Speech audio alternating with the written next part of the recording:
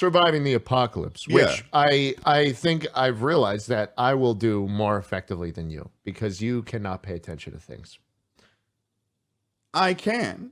And second of all, I am very fast. I can run, I can jump. I did a little bit of parkour when I was younger. A little bit. Tucker's, what do you got to say, Tucker? Tell me what you got to say. I don't know. Who the hell were you doing parkour with? I did it at Teamwork. It sure as hell wasn't me. Dude, it was Hey, Tucker, you want to go do parkour? It was a parkour class at Teamworks. Okay? I did that for a little bit. Class? Yeah, How it was old like were they you? do it. Oh, I don't fucking know. I can barely remember how old I was when I did anything. Minimum 11, which is already too old. What? Charlie does fucking parkour. And he's good at it too. Did. He doesn't anymore? Well. Oh.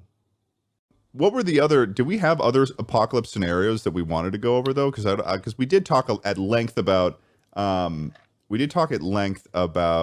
zombie apocalypse the last time we talked about apocalypses, but is there other ones that we can talk about? Well, there's other ones. I mean, you guys could tackle the 2012 debacle. Let's say, like, what was the 2012 debacle again? Basically, the Earth, like, Yellowstone supervolcano goes off and everything starts flooding. I don't really know why it's flooding. I think something to do with the crust. No, it's because the Mayans ran out of space on their calendar. I remember that day very vividly. It was December 21st, 2012. That was when the world was supposed to end because the Mayan calendar ended. And the Mayan calendar was like predicted like moon phases for 1,000 years. Yeah. And people were like, why did it end? Yeah. Meanwhile, they just ran out of room. Like, how big were they supposed to make the calendar? Yeah. I just remember though, because I'm sure they were like, oh yeah, when we get there, we'll just make a new one. That's probably what they were thinking. Another calendar. It's kind of like when you buy a calendar, it's like, oh yeah, when the year ends, I'll buy an additional calendar. It's not like you think that when you buy a calendar and you see that it ends at the end of the year, you're like, what the fuck's gonna happen to me when it hits that date? Exactly, man. I just remember being really scared though, and I was like, it felt legit. Hunkered in, playing with my zombies for a little bit, and then shooting myself. Because imagine, another thing that just came into my head. Imagine if you're walking down the street or like trying to survive and then you just look and there's a zombie over there and it's Jschlatt. That would suck. They're like, oh fuck, that's Jschlatt. That would suck. And you know what? We'd capture that zombie previously known as Jschlatt, and he's gonna be at the front of the line on the wheel, turning the gears that is powering the fucking Henry Ford ramp company. Okay? Nope. No. And that's why I'm through the brain.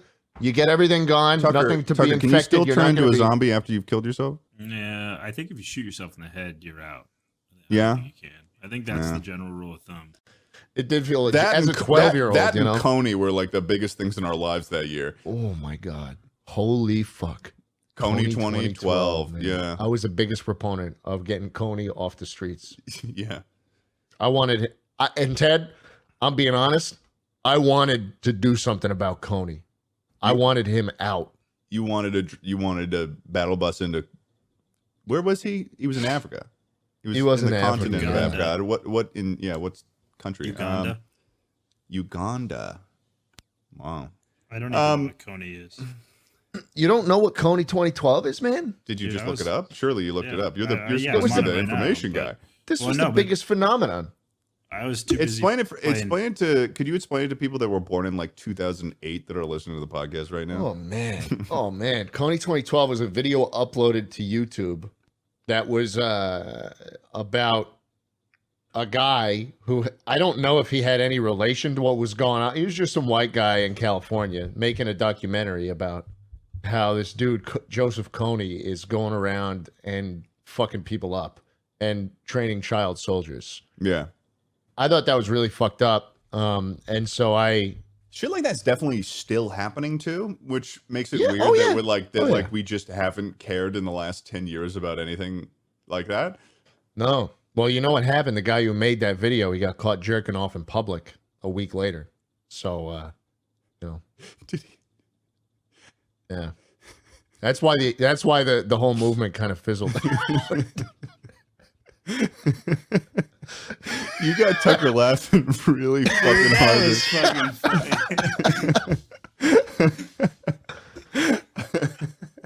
A week later, like he's just viciously just jerking his ween in Times Square. And everyone was like, no, fuck those kids. I don't give a fuck anymore. That dude touched himself in front of a grandma. Oh man, that's awesome. That's really funny. I wish that was actually the truth. I wish that was reality. Oh my God. Yeah. Well, this is one way to celebrate having the most viral video ever. Jason Russell, a co-founder of Invisible Children, the group behind the Coney 2012 campaign, was reportedly arrested last night after he was found masturbating in public, vandalizing cars, and possibly under the influence of something. Dude, what? Yeah, I didn't hear about this. What are you? What? TMZ has a video of Russell pounding his fists in anger and screaming maniacally. I'm just reading what I see. It could be fake. I didn't know that was. I didn't know. I thought you just made that up. I thought you were doing like the best. Dude, I thought you were making like the funniest like Norm Macdonald-esque kind of bit where it was just like.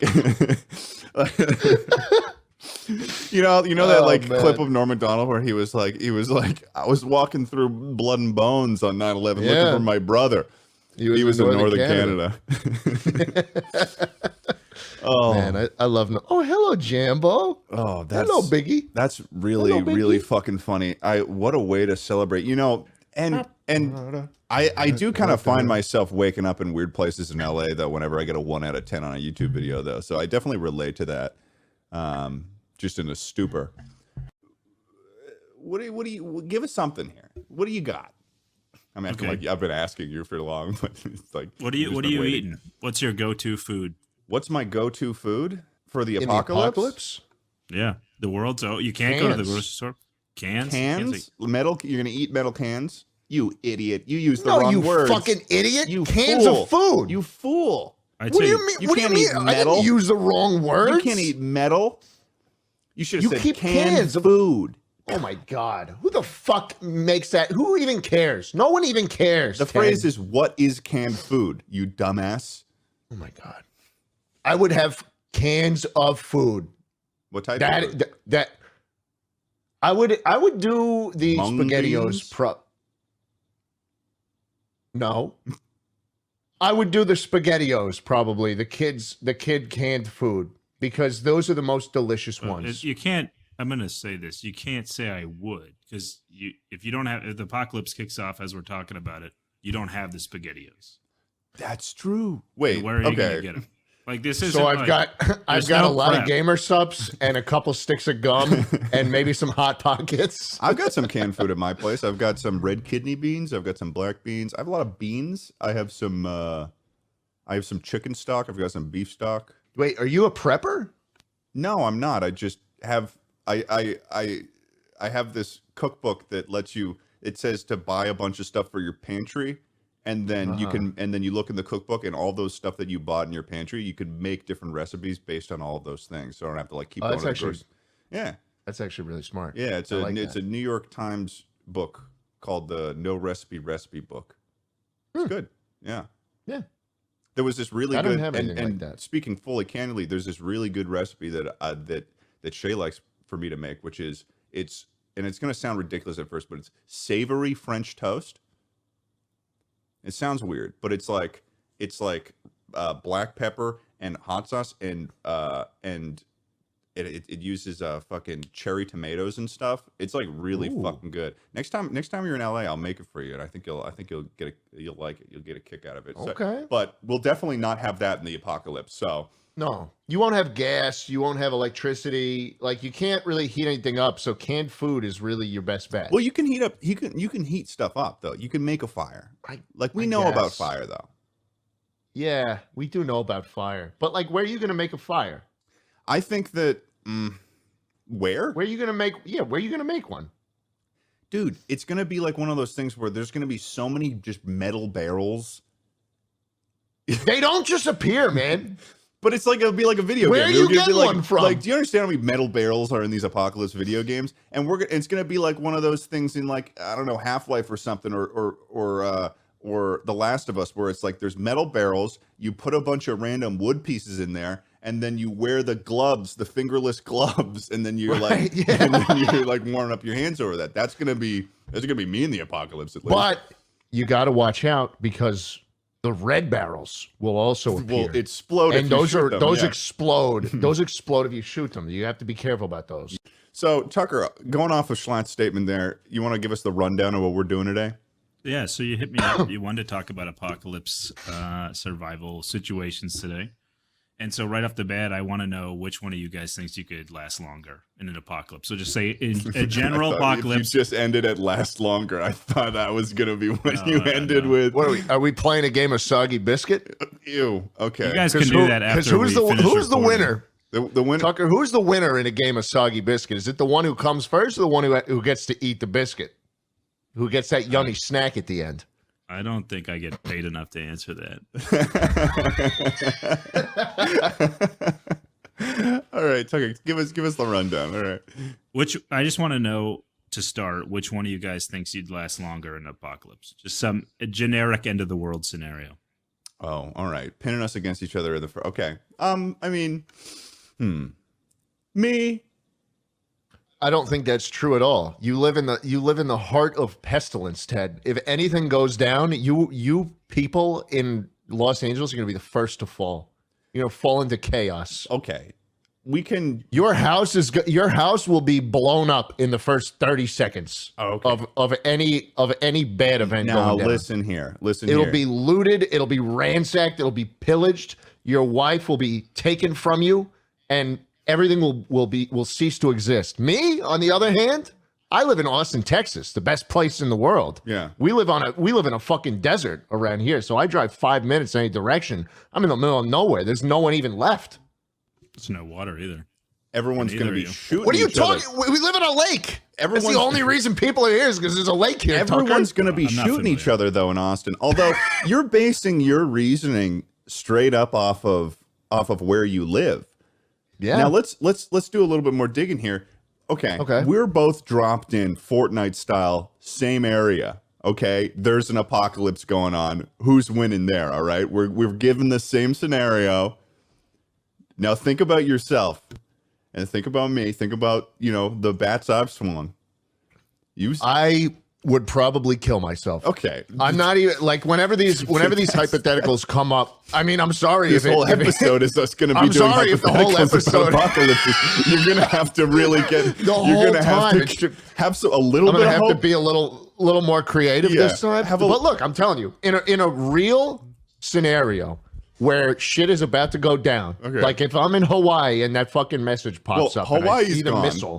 There goes Hawaii. Hawaii is gone. The island is gone. But if like zombies broke out and I looked outside my window, and I look out and there's a bunch of zombies running around like little mice out there, like it's not even the good zombies. Like they're the ones that are like, the running ones. It's not the like the let me just prance around. It's the sprinting, yeah,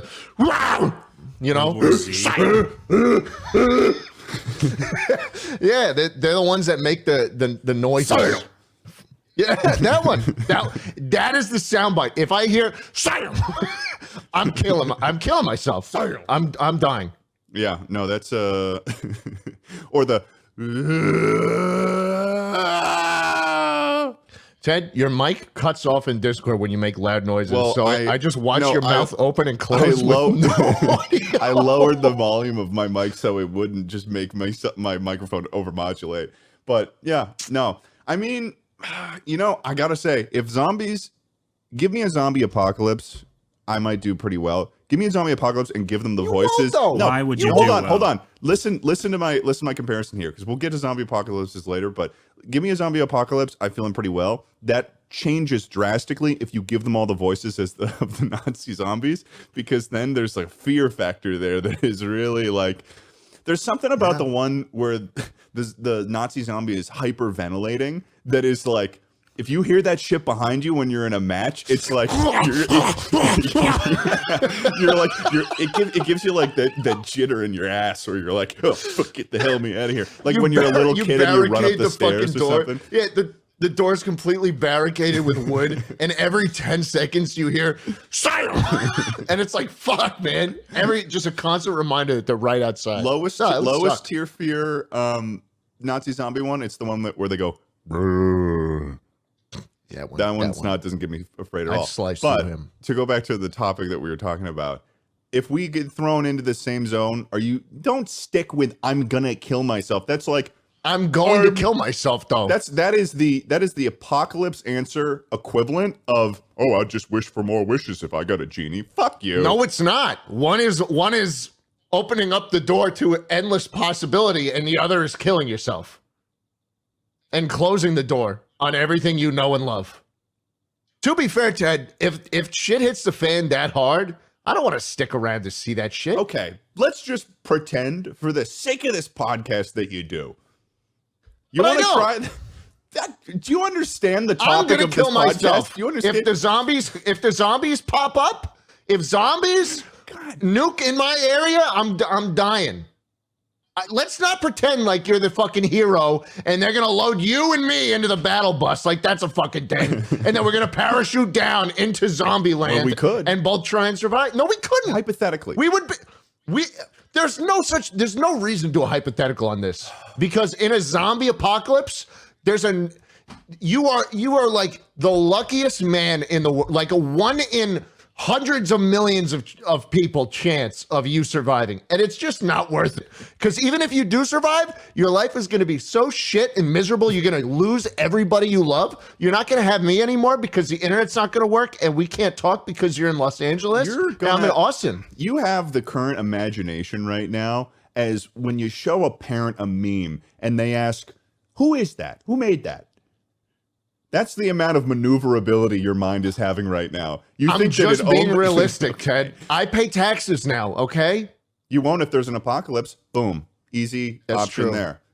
No you know what? In that scenario? No state tax, no property taxes. You could have any property you want. Do you understand how big of a house you could have if the apocalypse hit?